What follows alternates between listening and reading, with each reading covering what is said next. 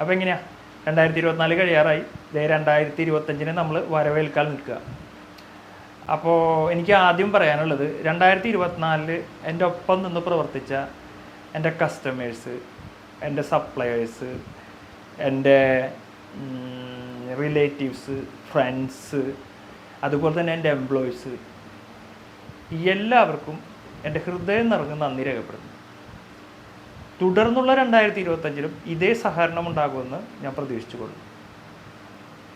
അതുപോലെ തന്നെ ഈ 2025 ഇവർക്കെല്ലാവർക്കും നല്ലൊരു അടിപൊളി 2025 ആകണമെന്ന് പ്രതീക്ഷയോട് കൂടിയിട്ട് എൻ്റെയും എൻ്റെ കുടുംബത്തിൻ്റെയും എല്ലാ പ്രാർത്ഥനകളും ഉണ്ടായിരിക്കുന്നതാണ്.